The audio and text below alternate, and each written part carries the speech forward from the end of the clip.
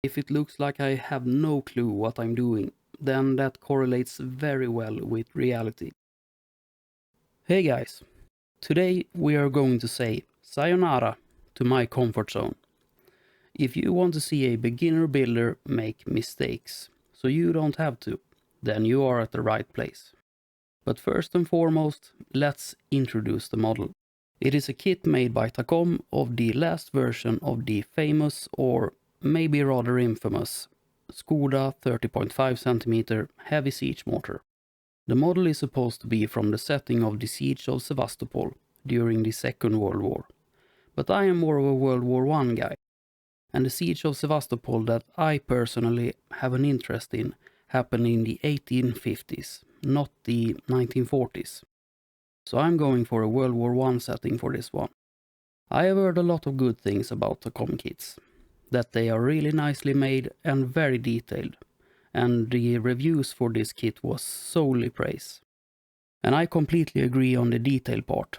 It is a really detailed kit with really nice surfaces. However, some of the parts are split in kinda weird ways, as you see here on the top of the cradle, where the seam sticks out like a sore thumb on an otherwise really nice and smooth surface. This will make it very hard to get smooth, especially on a curved surface like this. Another thing that I encountered was this strange design flaw in the kit.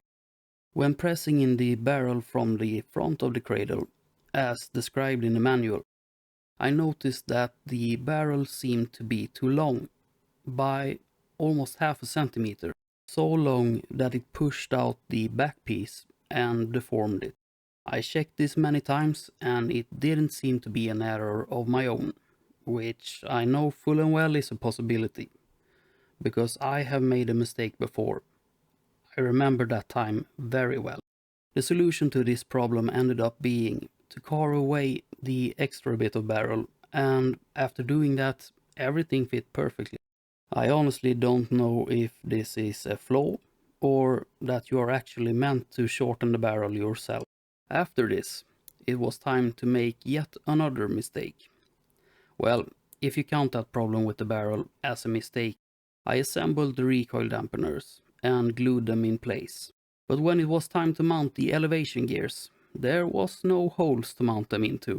I was very riddled by this and must have sat like at least 10 minutes reading the manual before seeing what the issue was.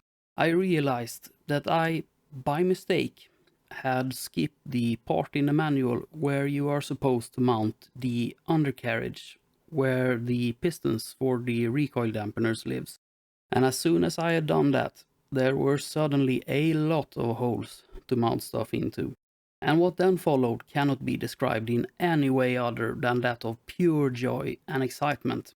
I know how much everyone would like to see me sit and put filler and sand this model for hours, but I really have to cut the fun somewhere. So, sadly enough, I'm just going to show you some snapshots of it. Really hope this doesn't make anyone sad. Now onto the carriage. At least I think it's called that.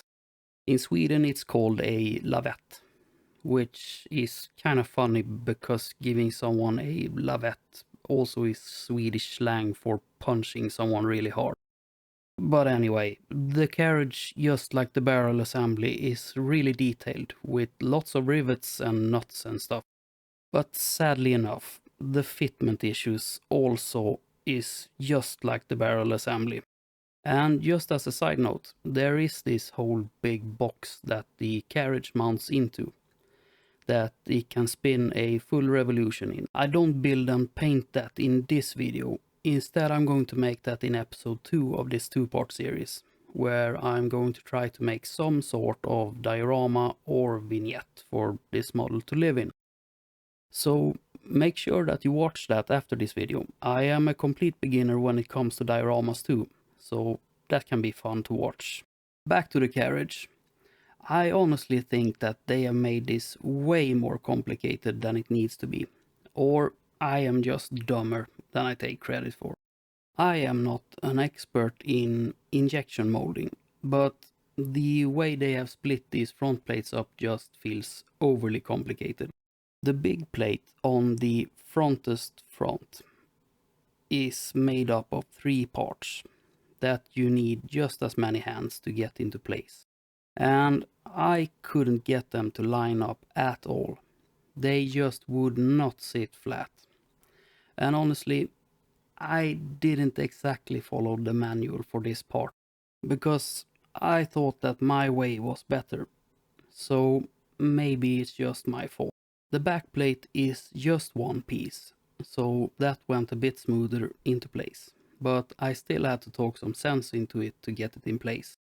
In the end, I opted to sand the front plate smooth, which of course included the rivets and panel lines.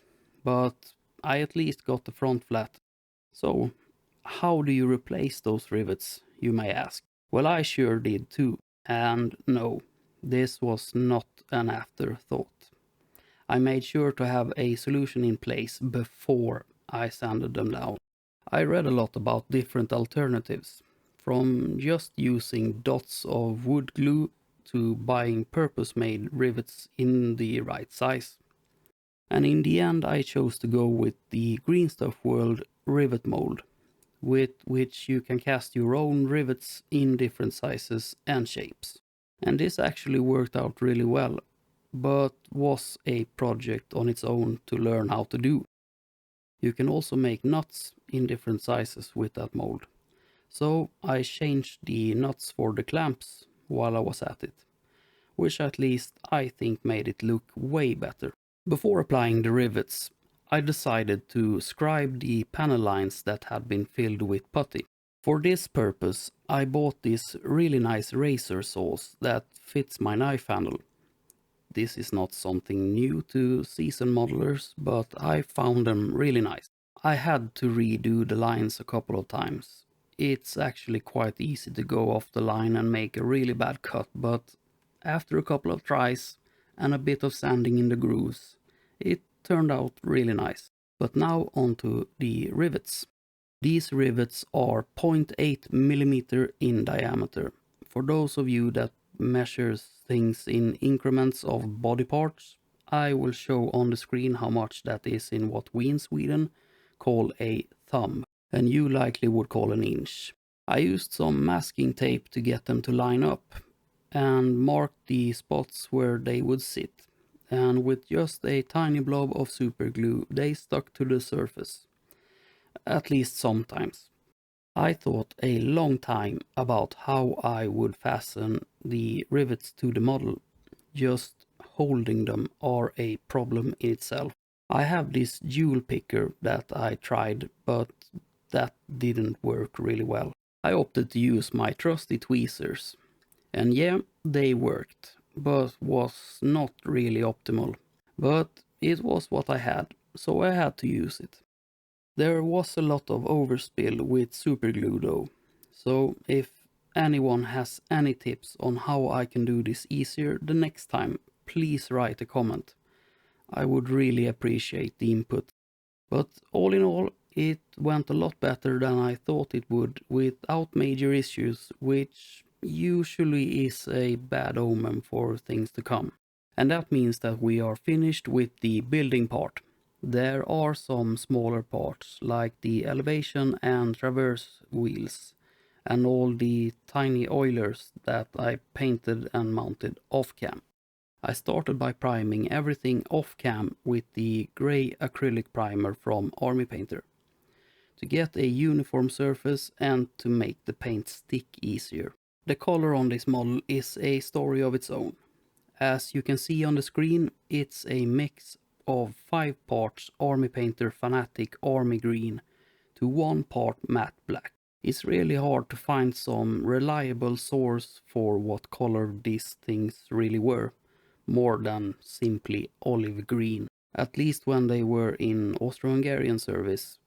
Well, surprise, surprise, there are a lot of different olive greens. So I just tried to match the color that Takom specifies in their manual as being used by the Hungarian army during the Second World War. My thinking was that it would be very unlikely that they would have changed the color between the wars, and I think it turned out really nice. After spraying on some satin varnish and letting that set and degas properly for about 2 days, I started thinking about a pin wash for this thing.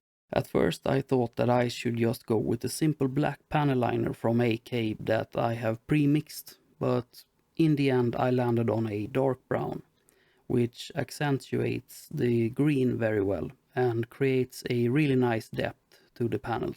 The application is really straightforward, but it's always extremely satisfying to see an oil-based wash creep into recesses. You can't really get enough of that. It obviously is very wet at the moment, so the color is very dark. But when it dries, it just leaves that slight tint around details that really makes them pop. And when that is done, it's time for the most scary part, at least for me, but also actually the most fun, which I came to find out. I have never in my life weathered a model, but as they say, fortune favors the brave, so I thought I might as well give it a try. What's the worst that can happen?